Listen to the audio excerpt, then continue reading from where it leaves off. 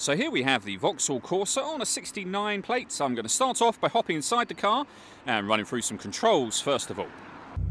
Okay, now that we're inside the car, we're going to start with the dials. On the left-hand side, we have the rev counter. We have the speedometer on the right-hand side. In the centre at the top, the fuel gauge and coolant temperature gauge. And beneath that, the main trip computer, which includes the total miles of this car there, 21,314. It also includes a digital readout for the speedometer. You can change that information using controls on the indicator stalk for various different things, as you can see.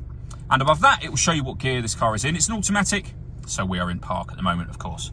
If we back out to the steering wheel, over on the left-hand side, we have cruise control and speed limiter. On the right-hand side, we have stereo and phone controls. So behind the steering wheel, the minus and plus pedals, so that you can change up and down a gear manually with this automatic gearbox.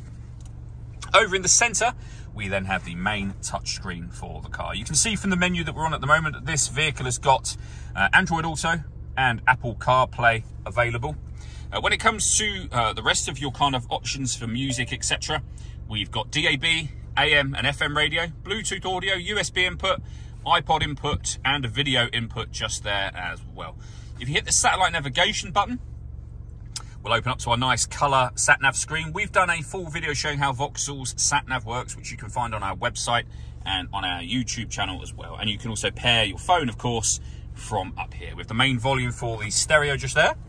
Beneath that, we've got the air conditioning for the car. So you can adjust the temperature, the fan speed, the direction you'd like the air to be distributed in once it enters the car.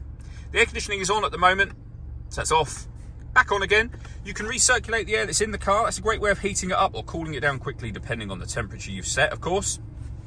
Turn that off whenever you want to. We've also got a heated driver and passenger seat, both of which have 3 separate heat settings each. Underneath that, we have our USB input, a 12-volt charging socket, and then these buttons just here. So you can turn on the child locks, turn the parking sensors on and off. You can turn the lane departure warning system on and off, and the stop and start as well. This car is designed to cut out when it's stationary in traffic to save you fuel. That system is off when that light shows. We then have the gear lever for the fully automatic gearbox, the electronic handbrake, and we can change the driving mode of the car, so you can put it into sport, normal and eco. Whichever mode you're putting it in, it will show up on here. All that leaves me to say is thank you for taking the time to watch this video.